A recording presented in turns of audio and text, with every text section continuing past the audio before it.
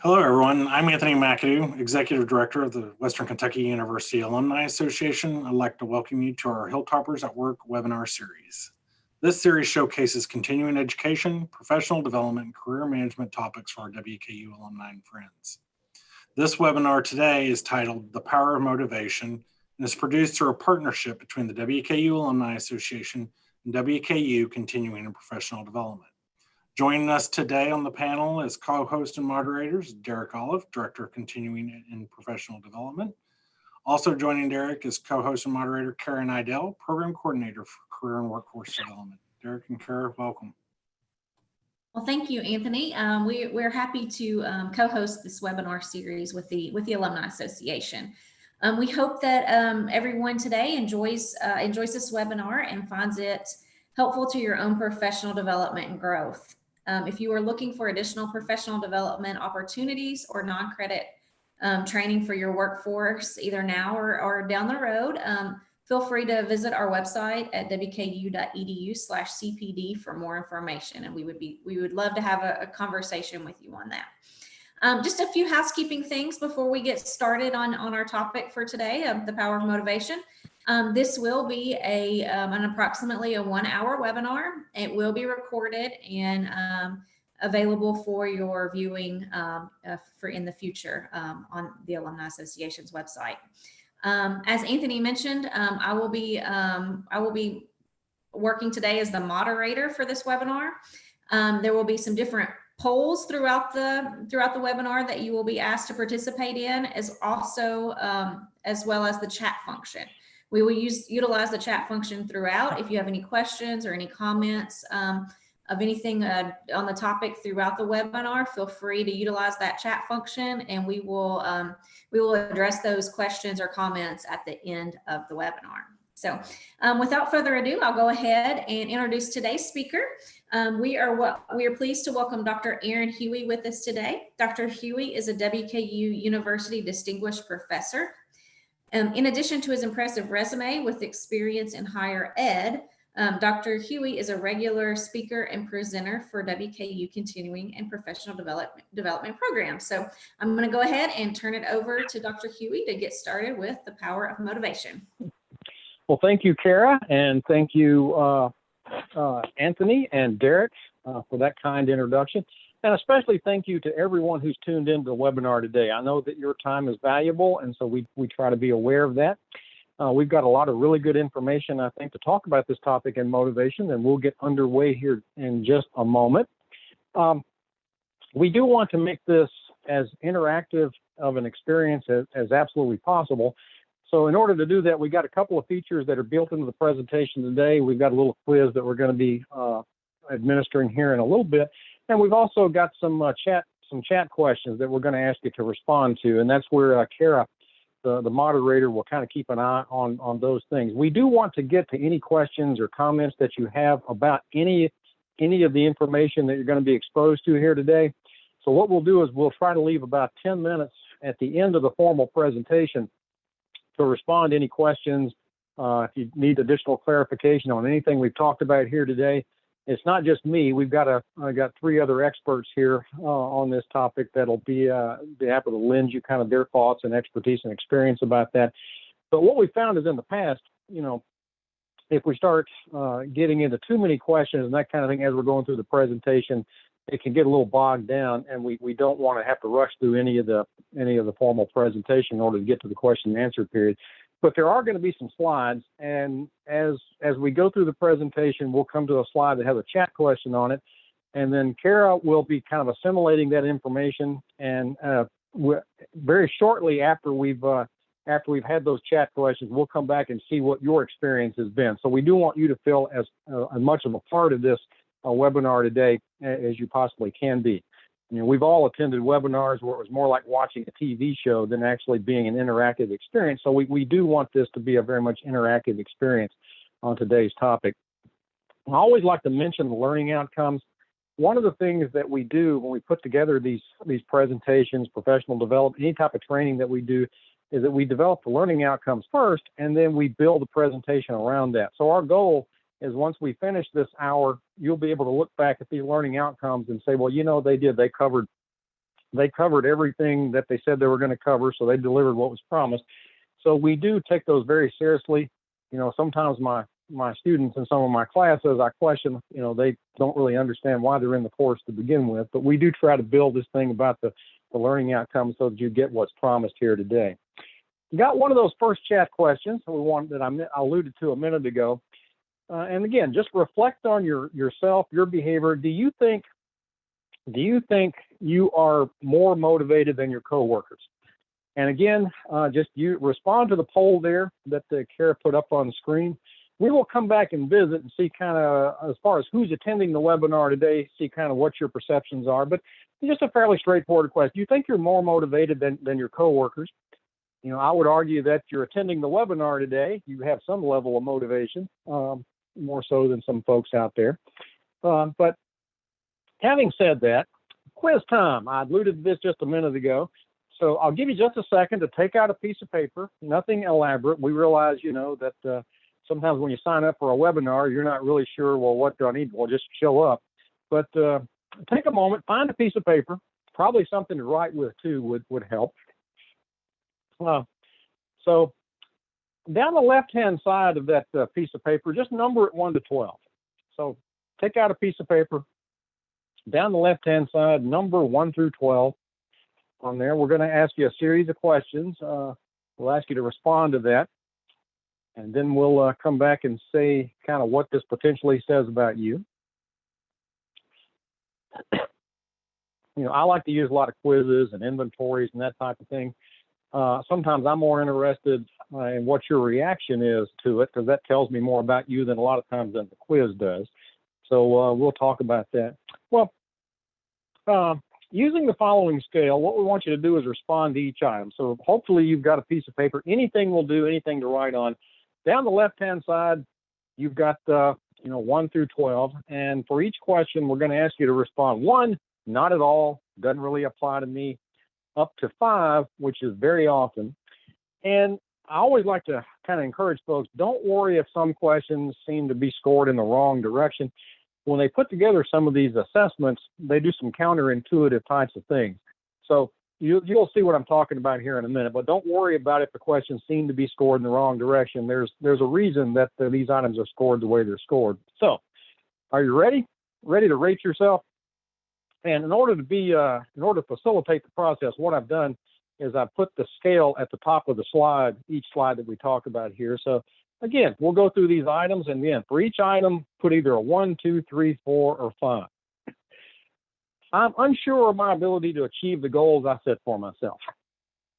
You know, does that never apply to you, or is that pretty much you all the time? So again, on your piece of paper, just read the statement and put a 1, 2, 3, 4, 5. Number 2, when working on my goals, I put in maximum effort and work even harder if I've suffered a setback. And again, you know yourself better than anybody else, hopefully. So, and we're not going to come check your work, so just be as honest as you can. Yeah. I regularly set goals and objectives to achieve my vision for my life.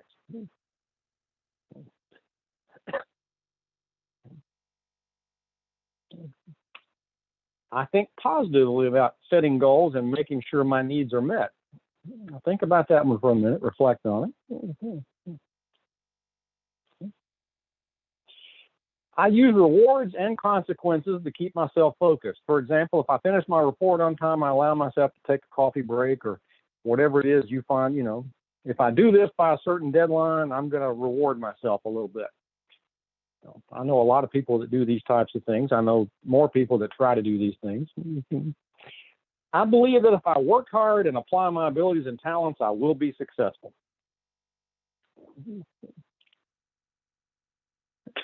Give everybody a second to get the first 6 questions there. Again, for each one, just put a 1, 2, 3, 4, 5 using the scale at the top. Okay. 7, I worry about deadlines and getting things done, which causes stress and anxiety. I think we had a few folks who were in the last webinar we did about dealing with stress, and so you can probably relate to that one. A little bit, one of those counterintuitive items there. When an unexpected event threatens or jeopardizes my goal, I tend to walk away, set a different goal, and then move in a different direction. As opposed to just shutting down, for example. When I come up with a really good idea, I'm surprised by my creativity. I figure it must be my lucky day and caution myself not to get used to the feeling. Think about that one for a minute.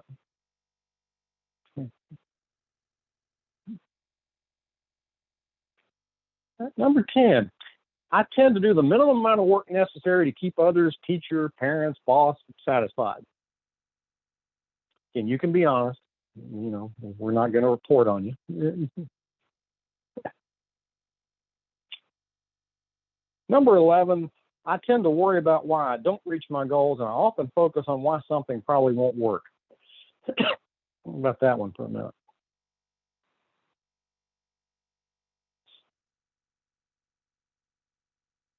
And last, I create a vivid and powerful vision of my future success before embarking on a goal. So think about that one for a minute. By the way, I think we've included the link to this little quiz that if you want to follow up on it later, it's out there on the internet. You can download it. You can see some of the rationale for some of the items that they use that may seem a little counterintuitive. So what you've got there is hopefully you've got 12 items. You've got a 1, 2, 3, 4, 5 for each one. So what we need you to do now is add up. Add up and get a total for all the 12 items.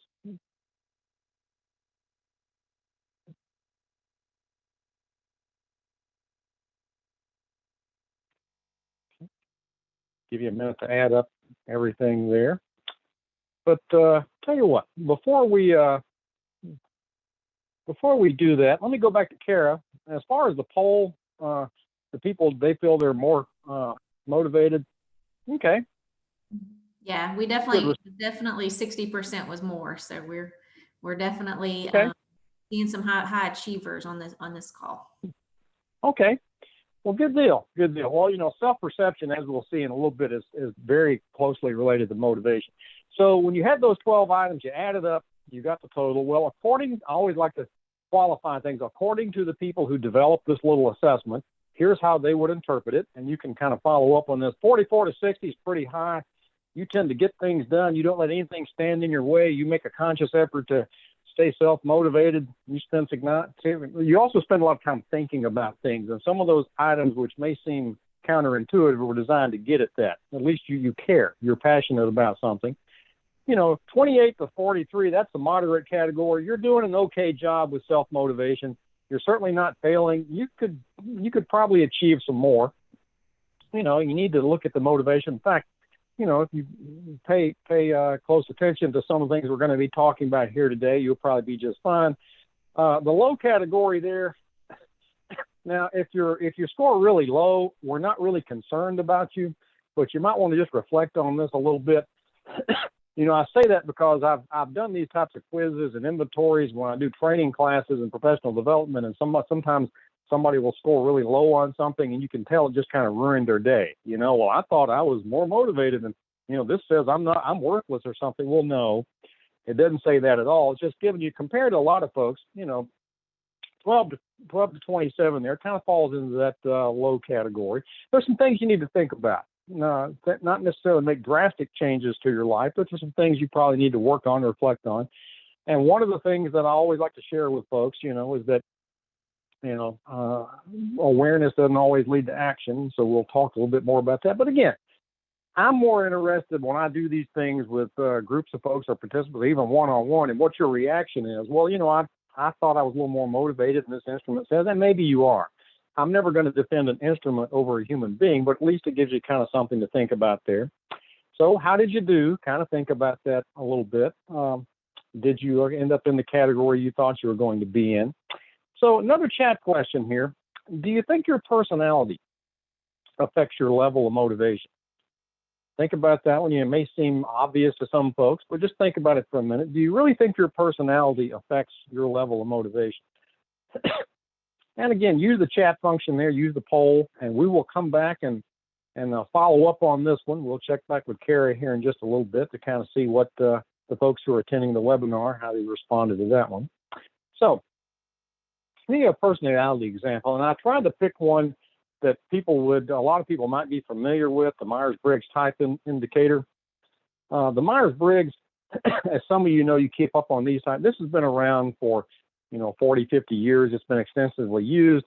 It's come under some criticism in some circles these days about, what is it actually built on or whatever. I've used it for a good 35, 40 years, and I found it to be extremely helpful in working with individuals, team members, staff members, employees, that kind of thing.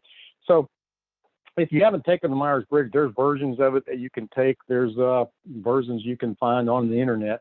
It's a pretty good little instrument. I just want to briefly kind of go through that. Some of you may know your Myers-Briggs type indicators, and some of you may not. But this gives a little breakdown there. This is fairly current, I think, of the population. You have these 4 letters. Well, with the Myers-Briggs, it looks at basically 4 different dimensions of your personality. The first is extroversion versus introversion. And I kind of, when I do this assessment with folks, and I've used this a lot in topics related to motivation, extroversion means you're kind of more of a member. You're very group oriented. You like to be around other people. If you're more of an introvert, you tend to be more to yourself. You're perfectly comfortable doing things on your own.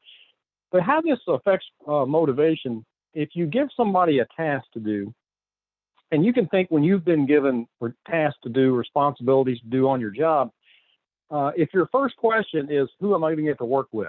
You're probably lean toward the extroversion category. You're a member. You like to work with other people.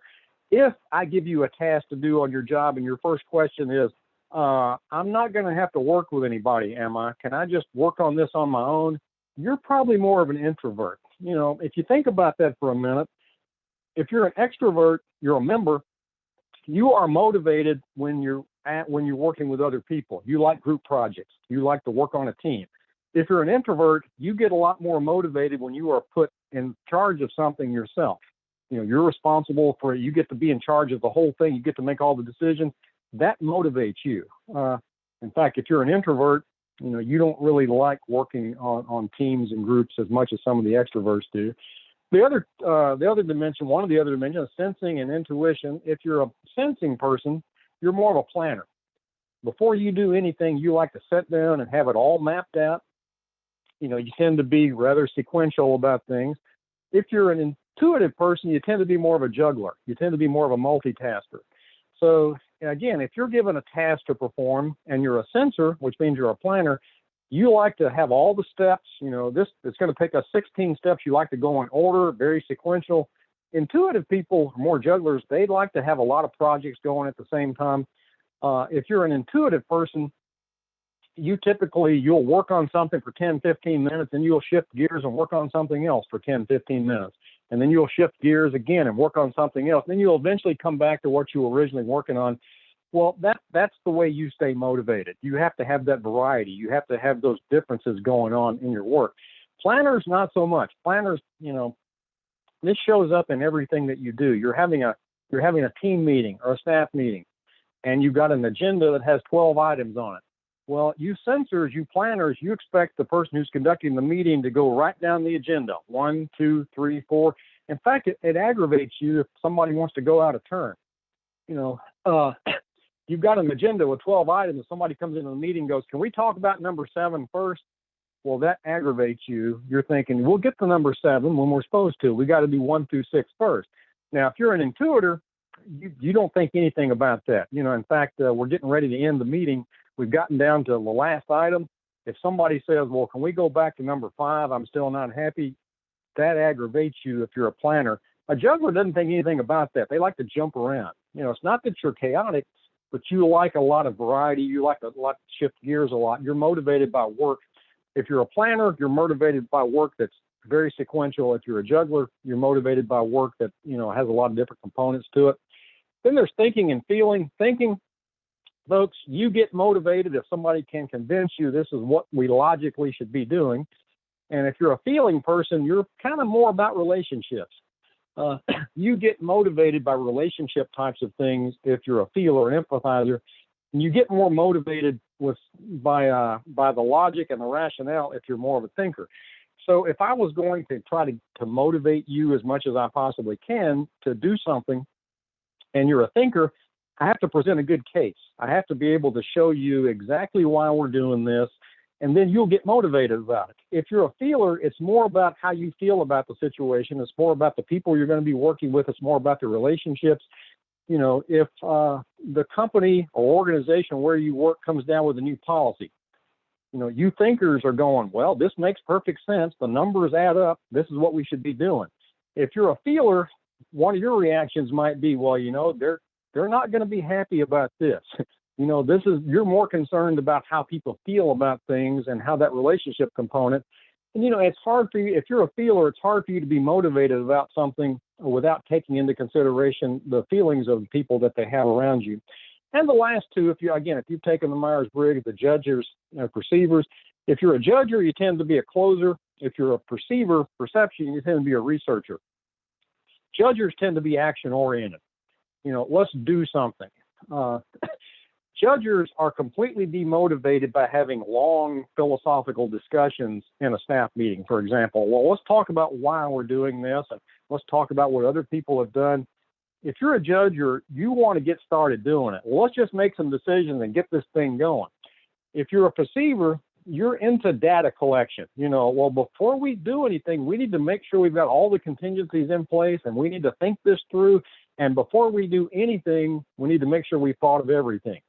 And if we try to push you, you're not going to be very motivated. You know, and part of this, you know, we all know that personality, in fact, for most people, is related to motivation. You know, there are a lot of occupations out there where you need closers. If you're working for the fire department, you need to make quick decisions and take action. If you're, working for strategic planning, where, you know, you're thinking about spending $500,000, $1 million, you want to think it through and have thought of all the contingencies. So perceivers are big picture people, and judgers are kind of in the moment kind of people, and you get motivated by those things. So, Kara, coming back to you about, yeah, good. This is kind of reassuring. Obviously, your personality does affect your level of motivation, and sometimes in ways that you're not even aware of. Now, I only gave one example here of the Myers-Briggs, but if you look at your personality type, and you could use the DISC, you could use a lot of other things. Knowing your personality type tells you a lot about what motivates you. It also tells you why you have a hard time working on something. You know, I deal with a lot of students. I've seen a lot of team members that, you know, the first thing they do when they look at the syllabus is there's going to be a lot of group work. You know, I hate working in groups. Well, that immediately tells me about their motivational level as well as other things. So, yeah, the first step in understanding what motivates you is to really know yourself really well. It all goes back to Socrates: know yourself and your personality. So again, if you know your Myers-Briggs type, that'll mean a little bit more to you. If not, you can take the Myers-Briggs and it'll make a little more sense too. So let's talk about, for example, when we create a positive work environment, we think about your personality. The things we have to look at: if you're not motivated personally, individually, you're not motivated in your personal life, and you're not motivated at work, those can really be two different types of things, and probably they're interrelated. You know, we're going through the current COVID-19 situation. Some folks are extremely motivated working from home. Some people are not. Some people would much rather be, you know, in the office, in their plant, their factory, their place where they work. So the environment does have a lot to do with your motivation. It doesn't have everything, but you have to look at these things that we're going to be spending a little bit of time on here in a moment. If you want to know, you know, are you as motivated as you could be, we've got to look at your expectations, your level of motivation, and then apply some of those things to the real world. So we'll finish up here by looking at the individual, the job, and the supervisor, but I just want to kind of give you an overview of what's coming up here. Another chat question. What are some things that would help you be more motivated at work? And we'll stick with the work situation here for this question. So reflect on that just a little bit. And I think on Kara, this one, they'll probably respond to the chat function correctly. Okay. So what are some things that would help you be more motivated at work? So jot those down, and then we'll come back to you in a minute and see if we've covered some of those things that might be. Now, we're what we're talking about here is evidence-based best practices. So everything we're presenting here, we can back this up with data and things that do tend to motivate people for the most part. So think about that one for a moment. As you're thinking about that, let's talk about the two basic types of motivation. There's intrinsic motivation. There's the motivation of tangible rewards, your paycheck, the benefits that you get, things where something as tangible is presented to you. And then the other type of motivation is intrinsic, which is more internal. It's more intangible. Some people are really a lot more motivated by intrinsic kinds of things than they realize. I've worked with people in the past that will say, well, if they want me to care more, if they want me to be motivated more, let them pay me more.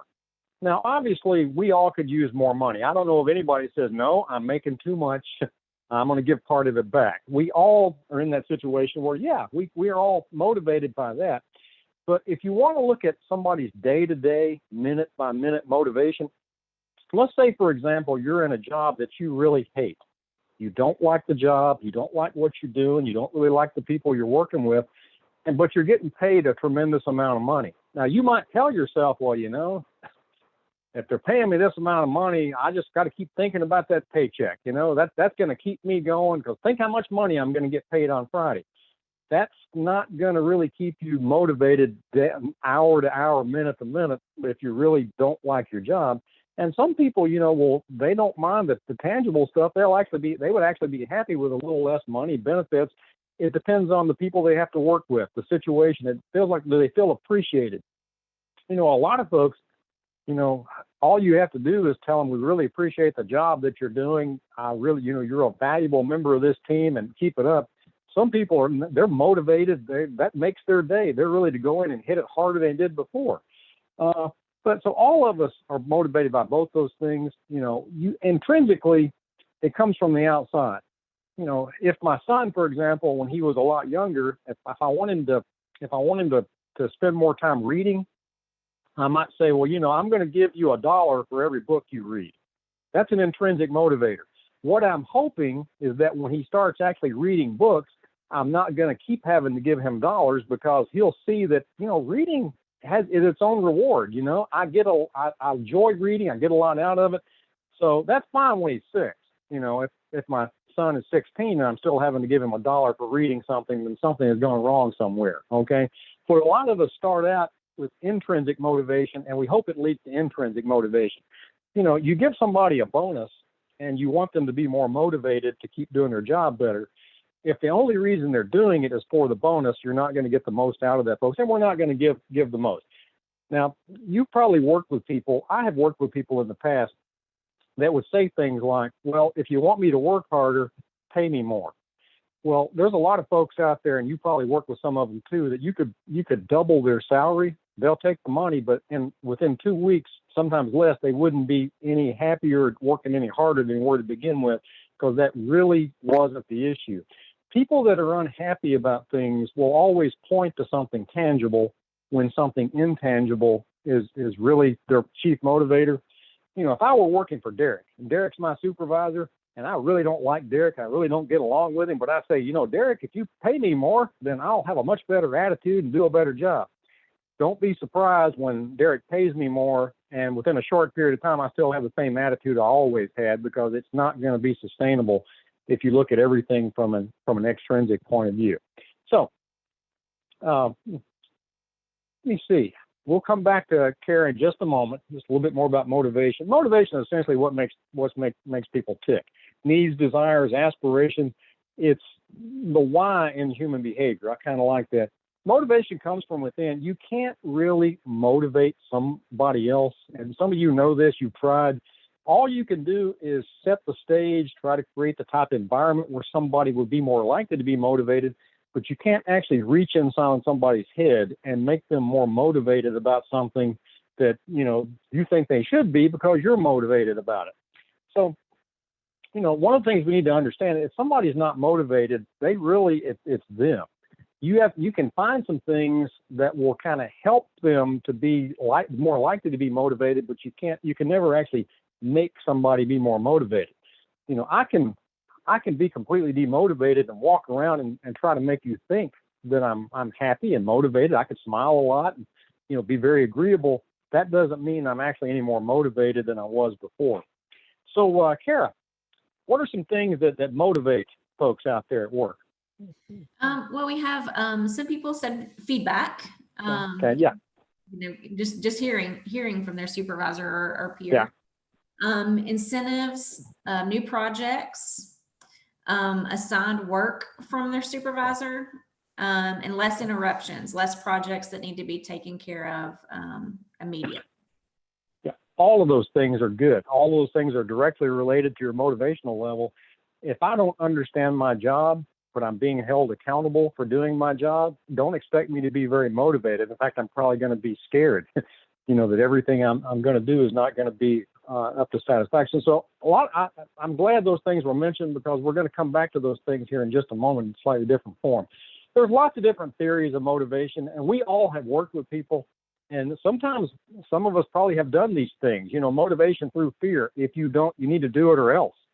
You either do what I tell you to do or there's the door. We've all been in situations, I'm sure, in the past. Fear is a motivator. It's not the best motivator, but it does get people's attention.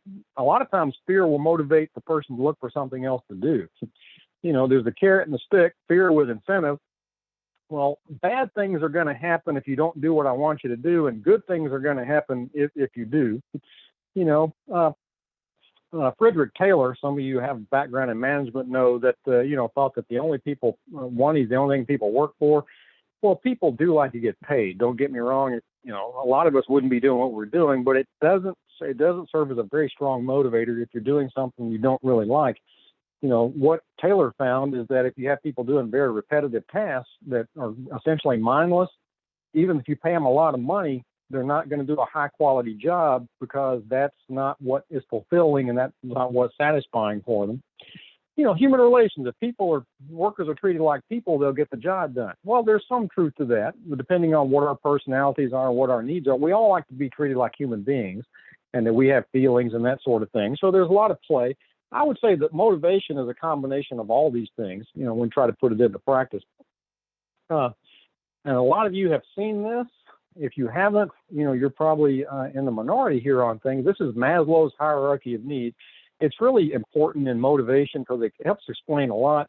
And the idea here is that we all have needs that have to be met.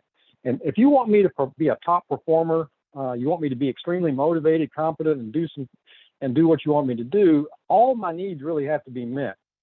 Physiological needs, I have to be making enough money to make ends meet. I have to be making enough money to cover all my bills, to pay my rent, my mortgage, to make my car payment, to pay my insurance, to buy food, all those things. If those needs aren't met, it's not going to be possible for me to be really motivated, because my mind is going to be elsewhere. And we talk about this in the school system. We want our kids to be motivated. If you're not sure where your next meal is coming from, don't expect a student to be really concerned about how they do on that test tomorrow, okay? Their needs aren't being met. Safety needs, if you don't feel safe and secure, this certainly comes into play with the current COVID-19 situation that we're dealing with. So we got a lot of folks out there that we expect them to perform at a high level and to be motivated to do their jobs, but they don't feel safe. If you don't feel safe at work, it's going to be on your mind, and you're not going to be as motivated as you could be. Social needs. We all have varying social needs. Some people like to see other people and interact with them all day long. Some people don't.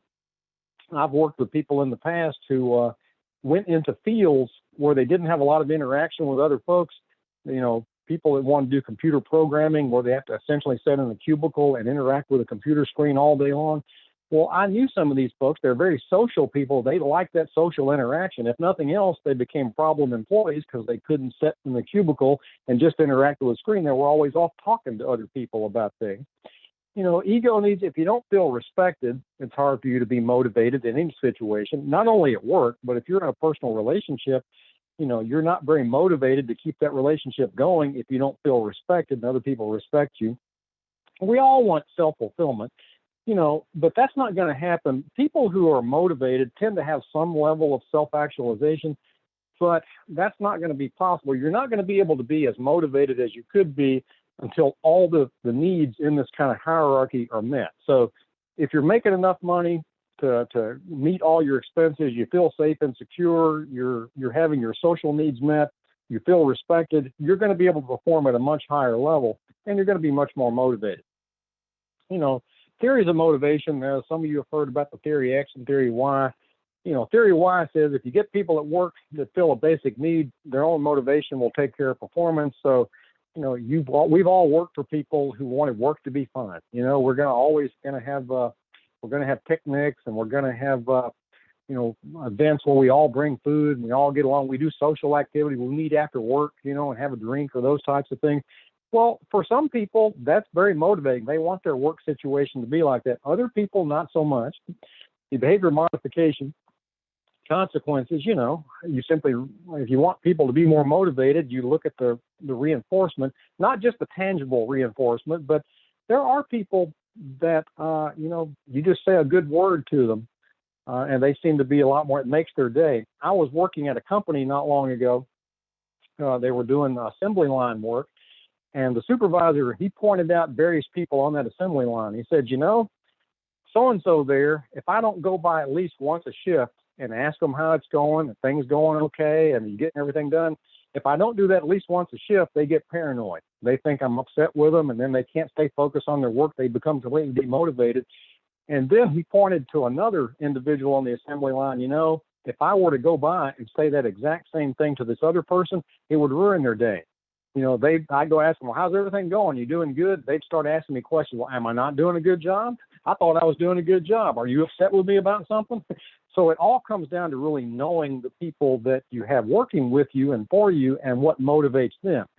And saying the exact same thing to two different people is often going to give you two different reactions about that.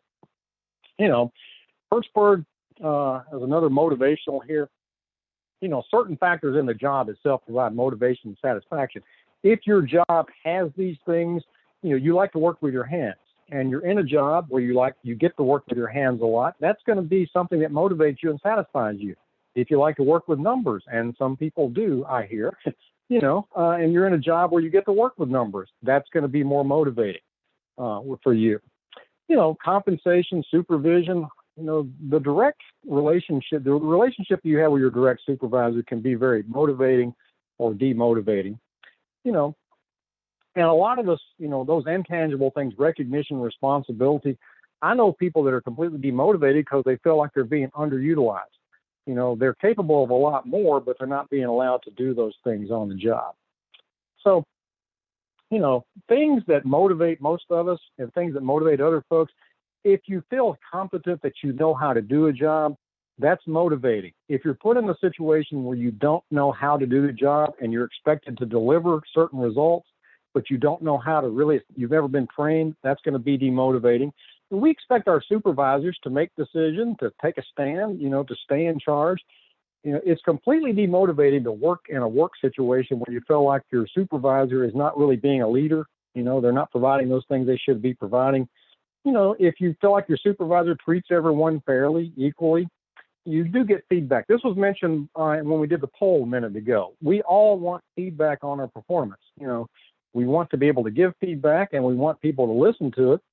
We want somebody comes in new, we want them to observe us and resist change to customs. A lot of times when people come into a leadership role, the first thing you want to do is start changing stuff because, there's a new sheriff in town, and I want to show that I'm in charge now, so I'm going to change things. Well, if things are working pretty well and people have gotten into a habit or a routine and they're performing at a high level, the best advice is you want to keep those people motivated. Don't be making arbitrary changes to that just to kind of put your stamp on things.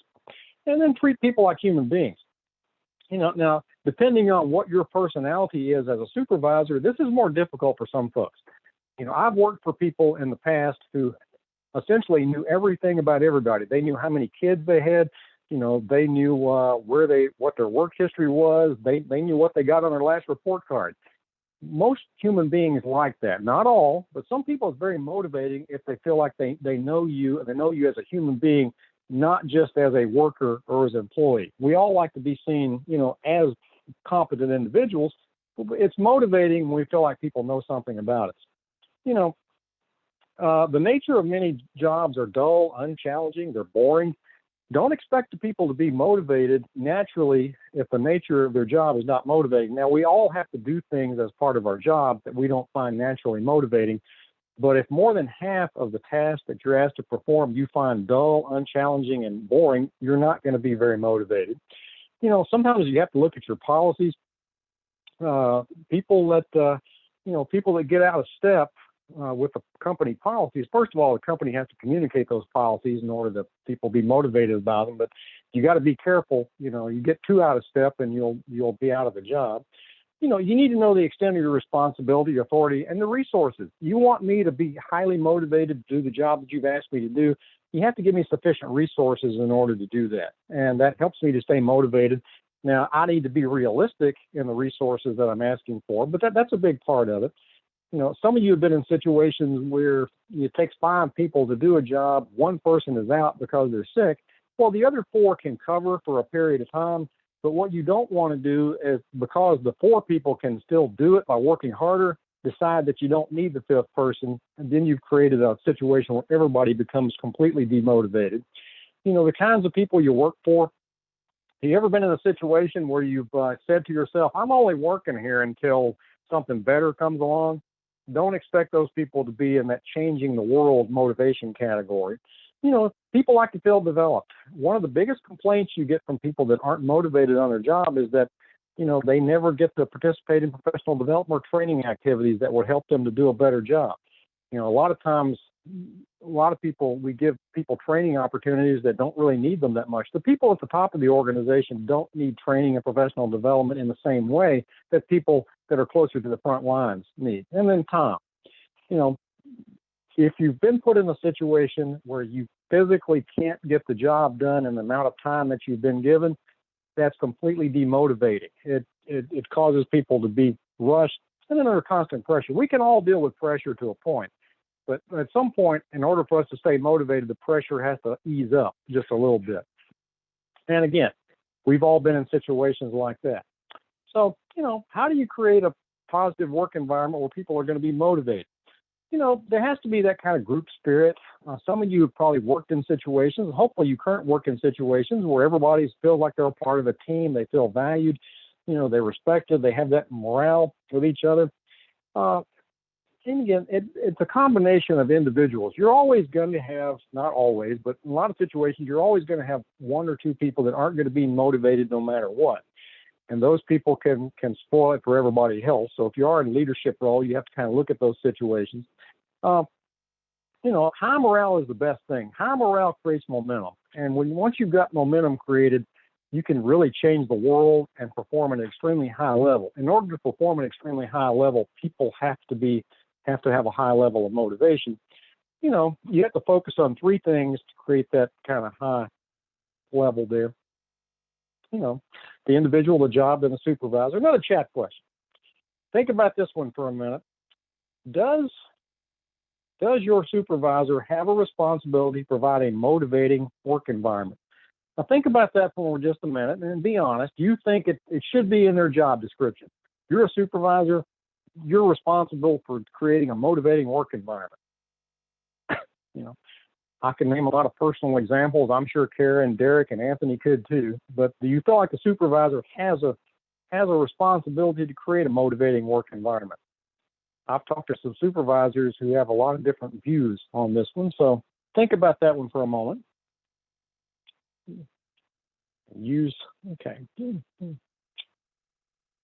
Okay, let's focus on the individual for a minute, and we'll come back to that. Get to know your people. If you want people to be motivated, get to know who they are. Deal with security needs. All those things that are listed on the screen there fall into that. We talked about Maslow. They all fall into that category. People want to feel safe and secure. They're only going to do that if they have all those needs met. You have to deal with their social needs. People have to feel comfortable. They have to be coached. They have to be encouraged. You have to kind of get them on your side, and you have to be able to talk to people. You have to get people to trust you. If you want people to be motivated, and trust doesn't come overnight. If you're in a leadership role, by definition, there's usually more of them than there are you, and they're always watching you, and they're always comparing notes, and they're seeing how you treat people, and they're seeing if you're fair. They're seeing if you provide those things, and they're talking to each other. I've seen entire departments or entire teams become completely demotivated because, they exist that the supervisor's playing favorites, or they're expecting us to do things we don't really know how to do, but we're still being held accountable for the out result there. So, Kara, let's hop back to you for a minute. Yeah. I've talked to people, and maybe some of the folks participating in the webinar have too, where I've talked to supervisors, so that's not my job. My job is just provide results that I'm expected to provide. And, I can't be worrying about motivating people and keeping them motivated. And they can make a pretty good argument for that in their minds or whatever. But I've talked to people say, well, yeah, I think it's part of my job responsibility is to try to motivate, create an environment where people are going to be motivated, certainly not going to be demotivated. So, yeah, reward your employees. It should be it shouldn't be a matter of, handing out bonuses or anything tangible. You have to give recognition in a positive manner. I want to mention that if you want to motivate me, don't point out what I'm doing, even if it's good, in front of a group, because some people like that, some people don't. They feel embarrassed. So you have to know your people. Don't pit employees against each other in a contest. And we like to do these things, sometimes friendly competition. That can be completely demotivating to some folks. It can be motivating to other folks, but in a negative direction. Recognize all your folks. We tend to, in a lot of organizations, we focus on the top performers and we focus on the people that have a lot of problems. We forget about the people that are in the middle that are just doing a pretty good job of doing the jobs we've asked them to do, and we ignore them because our energies are being pulled in different directions. Use the objective criterion. If you're going to reward people to help motivate them, make sure you're able to explain very carefully what the criteria were that you used to provide those rewards. Don't reward people when they need to be rewarded. Don't wait too long. If somebody does something really great, they went above and beyond, don't wait too long to reward them. Occasionally reward when it's least expected. Just show up one day and say, I've been watching you do that. You do a really good job. Tie reward to true accomplishments so that not everybody gets a gold star for showing up. If the rewards are simply seen as just, it's your turn to get the reward today, it doesn't really mean much to folks. Make rewards of appropriate value if you're going to do things. And it doesn't have to be tangible, but make something that's valuable, something desired. And we've all been in situations where we had a leader who did something that they thought would be really motivating for us, but it would be motivating to the leader, but not to us. Look at it from their point of view. Okay. Individual, develop your workers through training, feedback. Very, very important was mentioned. You want me to be motivated? Give me feedback. If I do a job, tell me what I did well, what I didn't do well. I can work on it and become more motivated next time. Empower people. That's one of those buzzwords that gets thrown around a lot. Don't tell people they're empowered if they're really not. You will simply demotivate people and make the situation worse. If you tell somebody this is going to be your decision, make sure it's absolutely going to be their decision. Give people additional responsibility as they've demonstrated they can handle it, and continue to develop yourself. A lot of times we're good at seeing what other people need. We're not quite as good at seeing what we need. People in leadership, supervisory roles still, we sometimes need to do things that will affect our motivation. And then the job. Obviously, we get back to Maslow. We want you to be motivated at work, attractive, safe, secure environment. I've been in a lot of environments that fall into that category. I've been in a few that don't. Put the right person in the right job. If you're in a leadership role, use those personality things that we talked about earlier. Extroverts are really, really good for certain types of jobs. Introverts are much better for other types of jobs. Sometimes you have choice on that. Make the job interesting and challenging. And that's going to vary from person to person. What one person finds completely demotivating because they could do it in their sleep. Another person is beyond their capability of doing. Delegate things. Don't come across that you're the only one that can do things. People that delegate too much or too little tend to demotivate their folks. I've seen people who are in supervisory roles that the word is they delegated everything to everybody, so they don't have anything to do. And then some people don't delegate enough. Arrange team responsibility for an entire unit of work, so they're all responsible for this. I want to mention this for a minute because I've seen people confuse these a little bit. Job enrichment, shifting the way things are done to provide more responsibility. You want me to be motivated put me in charge of something that I'm responsible for. Job loading, building in motivators to enrich the job. It doesn't mean additional things, providing people that already have enough to do and feel like they can't get everything accomplished, more to do because you're trying to, give them more challenges is not going to work very well. So think about those things as far as motivating folks. Honestly, if you're in an environment where you don't feel motivated, you want to look at yourself first, but you also want to look at the supervisor. And I always tell folks, supervisor does hold the key. Employees can be motivated through enthusiasm and expectations. We never lose that throughout our life. You want me to stay motivated. Tell me I'm, doing a good job. I'm appreciated. Seem enthusiastic about it. I've seen a lot of supervisors show up and tell their folks, I'm really sorry. I have to ask you to do something for me, and you're not going to like it, and it's not going to be fun. Well, I don't even want to do it now. Okay, it doesn't mean be unrealistic or use rose-colored glasses, but be enthusiastic. If the leader is not excited about something, why would you expect the people who are following there to be excited? Be honest with folks. One of the quickest ways to demotivate anybody is to not be honest with them about things. Set a good example. Never ask your folks to do things that you're not willing to do yourself, or you don't have the desire there to do it. Manage by example.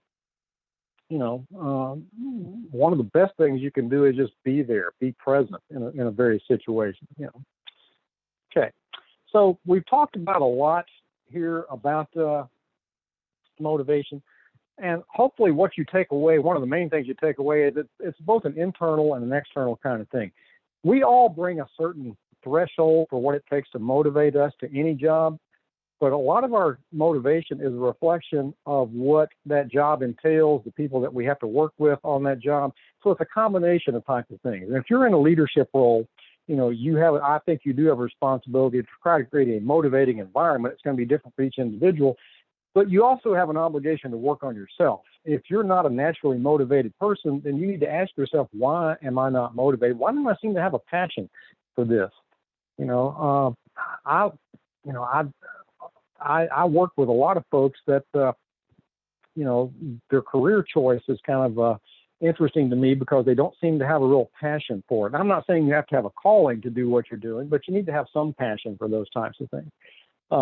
For something about your job, either you need to like the people or the work itself or something. If you don't have any passion, it's going to be very difficult to be motivated. So having said that, that's quite a bit of information in a relatively short period of time.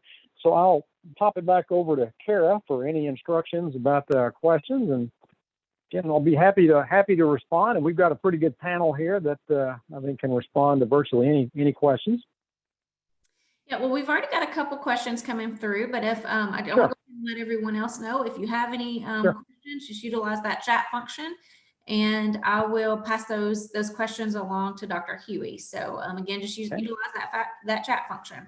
So the first question comes from Catherine, and it says, how do you address employees whose motivation tends to wax and wane and cannot maintain motivation for any length of time?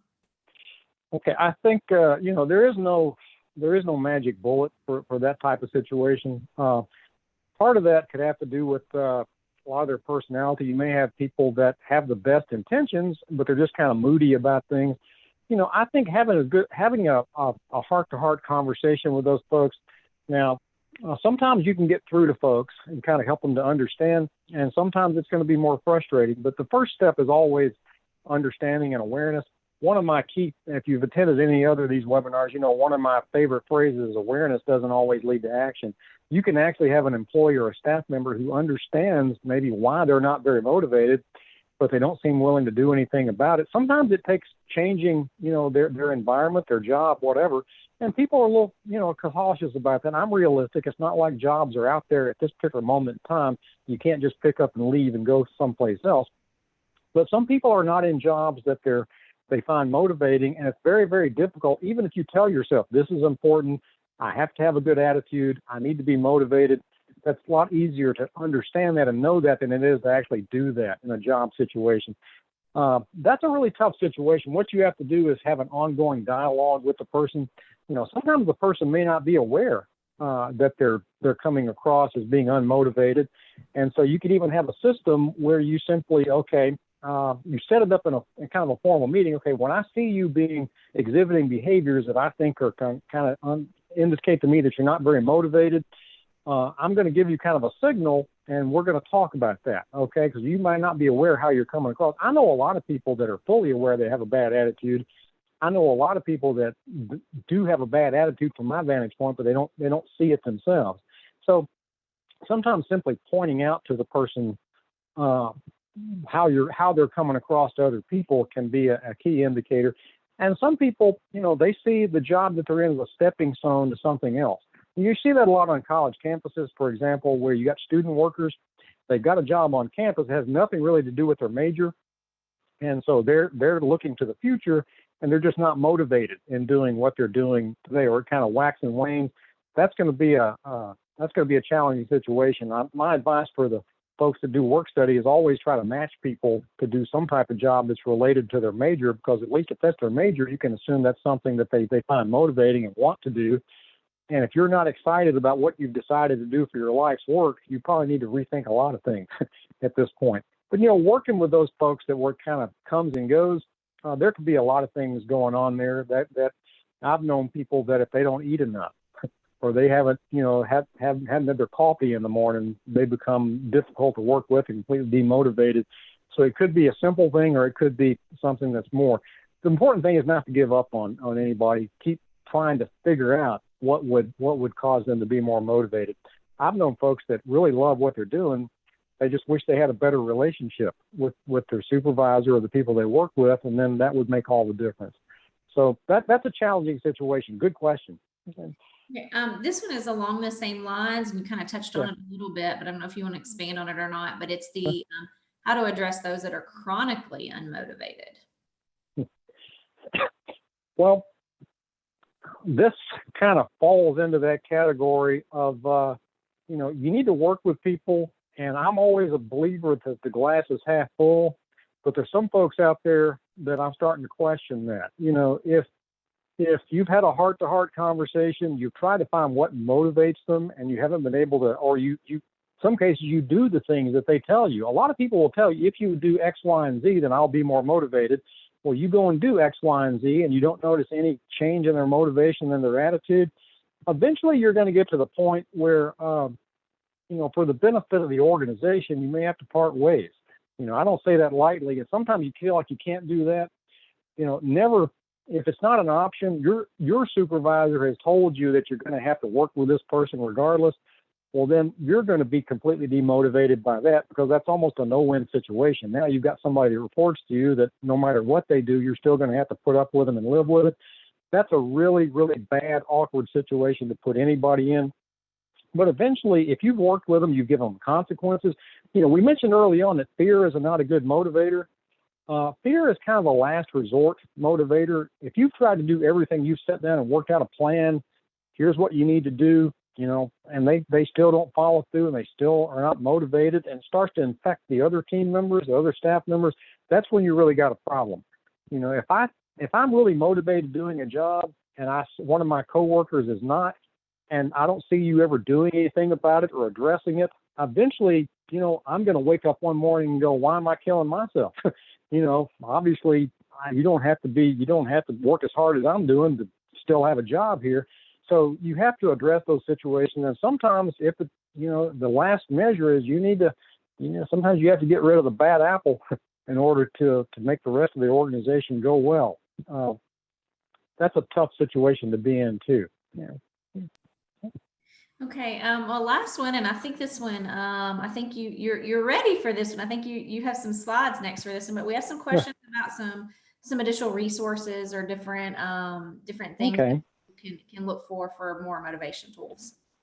Okay. We will get to those. I just want to mention that this motivation thing is tricky, as a lot of you have pointed out. There is no 5-step process that will cause anybody to be motivated in every situation. It really does come down to individual, case by case, working with people one-on-one, as it does with you. So I'm glad you mentioned that last question there. There's some really good articles here. We vetted this information pretty well. So these are things that you can download directly from the internet. They'll be on the I think they're going to be posted. I think Anthony posts these things with the YouTube videos and some other things. So these are the direct links. You can download these PDFs, and I think you'll find very interesting depending on what situation. Some of these are oriented towards you as an individual. Some of these are actually oriented towards some of the situations that were just brought up in the last couple of questions. 10 tips for motivating employees, really good, motivating employees. There's some videos here that gets into the psychology of some of the stuff that we've been talking about. The first one there is for you personally. If you have a hard time getting things going first thing in the morning, for example, really good video. These are not very long. They're very informative. They're motivational. The psychology there, Scott Geller is one of the big names. The TED talk there about self-motivation. And then Mel Robbins, it is one of the best talks on self-motivation. And then the last one, I always like to include something of you folks that are struggling with your staff members and employees, how to motivate and inspire employees there. Books, a couple of books here. You have to order these from Amazon. So, I did want to include them because I have them on my shelf. And then motivation. If you really want to get into the psychology of it, this is pretty much a textbook on it for there. And then self-discipline. Really good resources, things that I'm familiar with. I didn't just go find some random stuff. So these are actually on my shelf, and I have these. But again, if you really want to delve deeply into this topic, there's some really good resources for that. And so, again, from my part in this, I want to thank everyone who's attended the webinar today. You can contact me if you want to follow up with anything that you were exposed to here. You can always send me an email. I'll be happy to set up a time to talk with you about anything. There's sometimes people have issues and cases they don't want to broadcast to everybody else in the webinar. So if you have some individual types of things where you want to talk about, you're having, the example I use in training is you got old Joe out there that, no matter what you do, nothing seems to work. Well, I'll be happy to talk about old Joe, which was my dad's name. So give me a holler. And thanks to Anthony and Derek and Kara and, the Alumni Affairs and Career and Workforce Development for making these possible. I really appreciate that. And thank you again to everyone who attended the webinar today. It was a kind of a fast-paced hour, but we really much appreciate you spending time learning about this topic. So thank you so much for being here today. Aaron, I'm gonna interrupt real quick, and I was trying to find it real quick myself, but before we dropped off, can you mention the two book authors again real fast? You mean the previous? Yeah, the two authors on the two books that you posted at the end. We've had a question in the chat on that. Okay. And all those references will be on the resource site. So for the webinar afterwards, there'll be an email that goes out tomorrow with a link to both the recording and all these resources that Aaron provided will be hyperlinked underneath. So if they're a video, it'll take you straight to the actual video, and then the books, it'll take you to the author site. These folks have the appropriate credentials, particularly the books, to deal with this. And the information is really good. This is a combination. It's a physical thing, it's a psychological thing, it's an environmental thing that sums up everything we talked about. So if you're not motivated, you do have some responsibility in your lack of motivation, but you don't need to kill yourself or beat yourself up too much, because there's a lot of other factors that can contribute to you being motivated. There's folks out there that aren't motivated in any situation. You're never going to motivate those folks. They're not happy unless they're unhappy. And there's folks out there that are going to be happy regardless. No matter what you do to them, they're going to come in with them a happy tune. I have a couple of colleagues that are like that. I'm having kind of a bad day when I was at the office dealing with things, and I'm trying to deal with a lot of challenges. Somebody comes down the hallway, "Happy Tuesday, everybody. Isn't it great to be alive?" Well, there's days when I just want to shut my door. Okay. I'm happy for them. They seem to be motivated no matter what. But mine kind of comes and goes. Okay. I have days where I'm a lot more motivated, and I have days where I don't want to do anything. So that's the days that I find most challenging. So thank you. Well, Dr. Huey, thank you for being motivated to be here with us today to present this webinar for us. I appreciate it. Thank you. So, and thank you to Kara for serving as our moderator today and facilitating the questions and discussion throughout today's session. Appreciate you and Derek and the partnership with WKU Continuing Professional Development for this webinar series. So We'll see you again in 2 weeks for our next edition.